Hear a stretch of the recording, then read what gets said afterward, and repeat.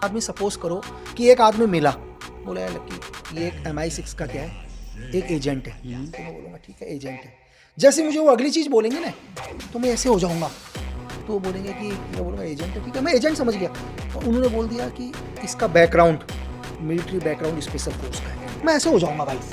अब मेरी बात समझे, इससे पहले उन्होंने मेरे को बोला ये एजेंट था। एजेंट कुछ भी हो सकता है, एक एजेंट हो सकता है इंट इन्फॉर्मेशन लेने के लिए आया हो हमारे देश के अंदर, या हमारे देश में एक बहुत बड़ा प्रोपोगंडा करने आया हो, या हमारे देश में बहुत सारे करप्ट लोगों को पैसा देने आया हो। लेकिन जैसे उन्होंने मुझे बोला कि इसका बैकग्राउंड क्या है, मिलिट्री बैकग्राउंड है, इसका SF का बैकग्राउंड है, तो फिर बोला क्योंकि भाई वो आदमी फिर क्या है, वो हार्ड कोर डेडली मतलब इज द ये किलर है, क्योंकि इसका बैकग्राउंड ही मिलिट्री बैकग्राउंड स्पेशल फोर्स का बैकग्राउंड हो और साथ में एजेंट है। तो इसका मतलब है किसी नॉर्मल काम के लिए नहीं आया है, ये यहाँ पर एक बहुत बड़ी गतिविधि को करने आ रखा है।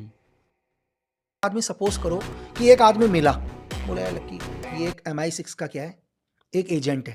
तो मैं बोलूँगा ठीक है एजेंट है। जैसे मुझे वो अगली चीज़ बोलेंगे ना तो मैं ऐसे हो जाऊँगा, तो वो बोलेंगे कि मैं बोलूँगा एजेंट है, ठीक है मैं एजेंट समझ गया। और उन्होंने बोल दिया कि इसका background military background special force का है, मैं ऐसे हो जाऊँगा भाई।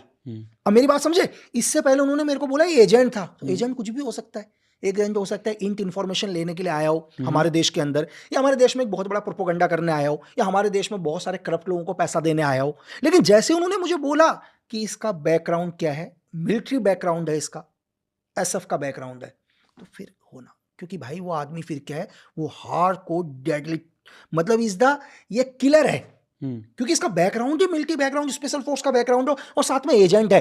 तो इसका मतलब है किसी नॉर्मल काम के लिए नहीं आया है, ये यहाँ पर एक बहुत बड़ी गतिविधि को करने आ रखा है।